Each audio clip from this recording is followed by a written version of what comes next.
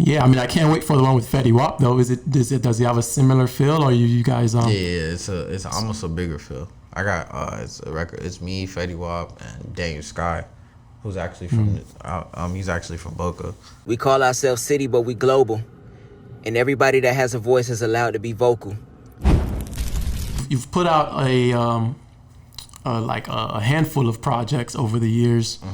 I don't know how much. You probably have like five albums in total. Yeah, 5 mixtapes. Probably. 5 mixtapes. Okay. Maybe more than that, but like that's actually on the internet. Like 5 mixtapes. Yeah.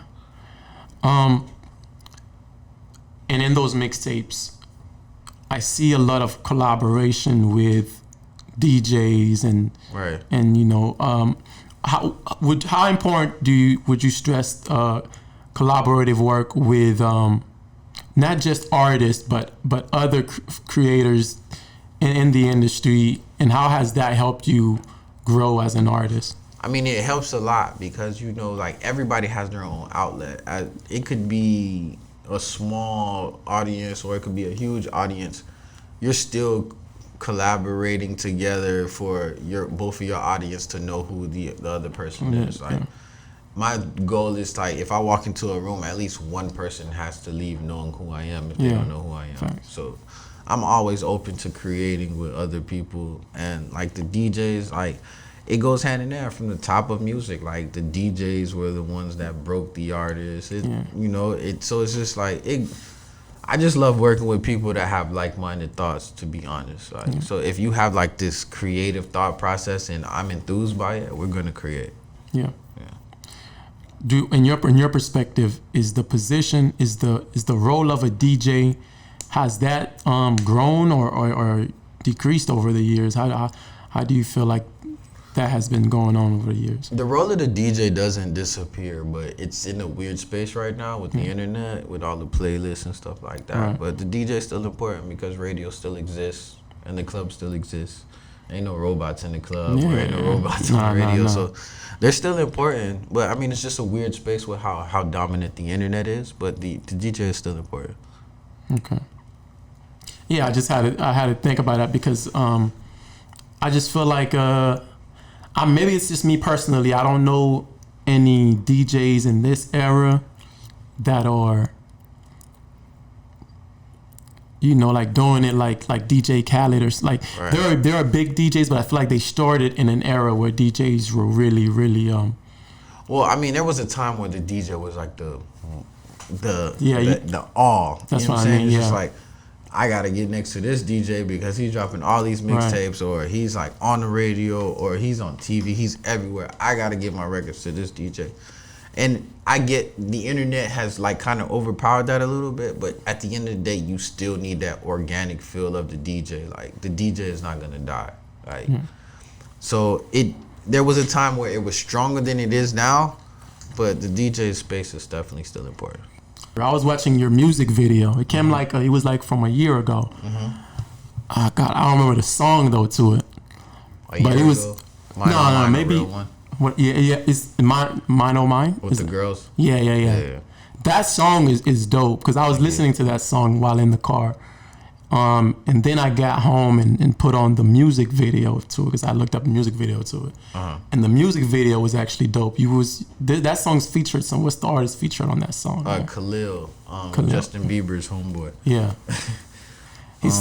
He sounded real. He has like a real commercial sound. Like he sounds very nice. How was that video like? Putting that video together, it just looked like a whole vibe. It looked like you got shot out of state somewhere. Nah, it was definitely down here. There's a real one we shot out of state in LA, and I forgot the city, but it was in the desert in LA. But Mine Oh Mine was definitely here. We shot it in Miami in the Grove. And where? In Miami in the Grove, Coconut Grove area. We just got we got like a mansion in Miami. Invited girls. Yeah. And it was just like, the song's called Mine Oh Mine, but it was like the opposite in the video. It was just like, well, I want you to be mine on mine, but look how many options I got. Yeah, that's what So it's just like, it's the typical guy's life. Like, if you a man that, like, let's be honest, like, just with the transparency in it, like, men want one woman, but you know, there's so many different options to choose from. So that was what the video was saying. Like, it was definitely a vibe. I was just moving back to Florida from Atlanta, and I had to make a statement. Like, I had that record sitting. Alexander Starr's on the chorus. The record was supposed to be with Fetty Wap and Trey Songz. Oh, that would have been dope. Yeah. Why did that flop? Well, it didn't really flop. The timing was just off. You know what I'm saying? Like, the timing wasn't where it was supposed to be. I actually got a record with Fetty Wap now. The irony of that. So it's crazy. Wait, you dropped? You dropped? Not yet. I was about to say, I ain't here now with Fetty Wap. I spoke too soon, but so that record, it was just like, I sat with the guy who did the chorus. I recrafted the chorus because I wanted to make it more like for everybody. There was a couple lines in there that were like superficial, just like, everybody's not gonna rock with this. So I kind of recrafted the chorus, sat with him, and was just like, yo, I want to put this record out with you. You know what I'm saying? He was just like, word, we did it. And then Khalil was actually supposed to re-sing the chorus. He actually recut the chorus actually, and I just put him on third verse. And then from there we just, we put it out, and it just started making its moves. Yeah, that's one of those records, man, like, you can't really ignore. Nah. I know when I put that on, my girl was in the car, and she was like, who's this? You know what I mean? Like, that's a really dope record, man. Yeah, I mean, I can't wait for the one with Fetty Wap, though. Does he have a similar feel, or you guys... Yeah, it's almost a bigger feel. I got, it's a record, it's me, Fetty Wap, and Daniel Sky, who's actually from, he's actually from Boca. Daniel Sky, and Fetty Wap, and it's a record called Jamaica. It's dope. It's a huge sound, like, definitely a huge sound. Have you had a show since you've made that record where you performed that record? Not yet. I haven't performed the record yet. But every time I play it, it's like, oh snap, this is the one. Yeah, because I was just thinking, you said you sold out a show in LA. I was thinking if you played that record over there, just how the atmosphere might have been with that. What would you say is like your craziest show that you've done? Pretty much your craziest experience with fans and stuff like that. There's a couple, but my most memorable probably would be like the Currency tour. I was on tour with Currency. Okay, that's dope. That's my most memorable like performances. But like I perform a lot, so like it's always a vibe, to be honest. Every time I go out, it's a vibe. I appreciate it. I love the people that come to show support, come rock with me. I do this one thing called The Plug. I do it like maybe every year, and pack house every time. Like I just like a meet and greet kind of thing. Nah, it's just a show. I have like artists. I have like design art come out. I have like vendors come out, and I get the venue. I have other performers pull up, and we just put on like this whole large concert. That's dope. And it's always packed every time. So like, but you only do it once a year. Once a year. And you do it over here in I do it in Florida. Yeah. Okay. All right. What have music allowed you to see or been places where you kind of never imagined you would go, and like, well, what's probably like the most memorable place that you visited, or maybe a situation you found yourself in, and you're like, damn, like, I'm here because of my craft. And I was performing in Jersey, and I was just like, what the hell am I doing in Jersey? I've never been in Jersey a day in my life before I performing in there. And it was just like, damn, I'm in Jersey performing, and people are actually like, yo, it's just like, there's so many different places. Of course, LA is like the most nostalgic because I was born there. So for me to, make a full 180, like, yo, I'm in LA performing. So like everywhere, Atlanta, I don't know. Like there's a lot of different places. I can't really set it for one place, but it's always like anytime I get to pick up a mic and perform, and there's people that actually know what the fuck I'm talking about, it's always a vibe. All right, man. I know in the past you I wouldn't say the past. I've heard I think it's BCMG.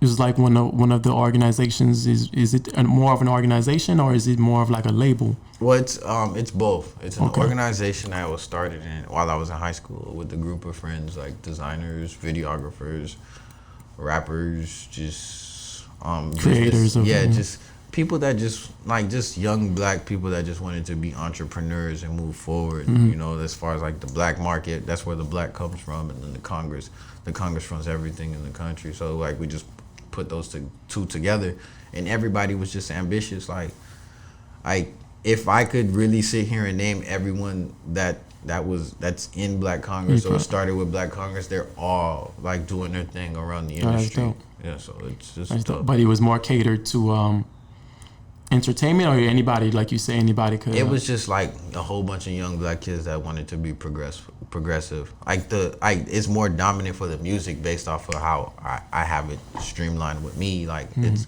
the name of my publishing company, the name of my record label. Okay. So yeah, it seems to more be dominant in entertainment, but there's like a fashion designer in New York that's Black Congress. That's what's up. There used to be an event called The Void in Miami. Where I've heard of that. Yeah, one of the creators of that was in there. Black Congress. That's what's up. It's a politician right now, Black Congress. That's dope. Videographer for it definitely spread it out. It did what it's supposed to do for everybody that was involved. That's still involved. Did you start that? Yeah. How did that started with you, and then that's what's up, man. That's really dope. And you guys are all still keep in touch. Everybody's cool. Like it's just like we may not. It's the moment everybody gets productive and progressive, you're not gonna have the same amount of communication. So like we still like cool. It's just like, all right, you pull up to my stuff, I pull up to your stuff, and we still on point. Yeah. Separate from that, are you under a label or a management of any sort different than that? I just recently did management with this company. Big Sean's old manager is actually my new manager now. But yeah, I've been taking meetings for like the last 2-3 years with labels as far as for distribution, but I haven't really, nothing's really came about. I was close to actually closing a distribution with somebody, I'm not gonna say it, but the pandemic and the whole thing pushed everything back. So it's just like, but that's still in progress. Yeah, conversation. Like she's shit. But this person is very important in the industry, and we text all the time. So all right, that's really dope, man. I'm impressed. I feel like you are very, very, very underrated. Looking at the streams and just how fast your music do numbers. Really, like, I think you're at like the 200,000 streams on Spotify monthly right. streams. But yeah, man, you are extremely underrated for sure. Why do you think that is? Why do you think that is it something on your part that you don't put your yourself out there more, but your music still do numbers anyways? Is it how you're comfortable, or what is it? I got raised by drug dealers, so like I still have like the whole drug dealer-esque to me, like where I'm not flashy, but I when I show up, what it's about. So that's really the thing. Like if I was like, right now we're in the space where like I gotta be on the Instagram with the money wall, let me go buy 1 million chains, or let me show my cars and stuff like that, and then people would be like, let me go listen to his music, but that's not me. You know what I'm saying? So like people that actually support it, which I'm grateful for because I do numbers, I'm very grateful for it. I'm not the flashy type of person. So like I don't put the light on me as much as I should put the light on me. So that's probably a reason. Other than that, I don't know. I pay attention to everything. Like I stream better than a lot of artists down here, and it's okay. Like I'm not tripping. Like the names when they pop up the list and names, I'm like, damn, you ain't streaming like that. You're not making no money off the music. But it is what it is. Like I rather prefer to be paid and underrated than to be known and not paid. Yeah, you know what I'm saying? No, I definitely agree with that. I'm the same way. I'm more of an introvert. I've only recently started to put my face on this platform, so I definitely understand it. I think that speaks a lot. That speaks volumes, really. If you're as underrated as you are, but you're still making those numbers. It can only go up from there, you know. So yeah, I'm gonna end it like this because we are on time. Like I said in the beginning, man, this is an honor for me to have you. Thank you. I really appreciate that, bro. So I can't wait to see you on bigger platforms and seeing you on BET getting awards and stuff like that. Thank you. Yeah, man.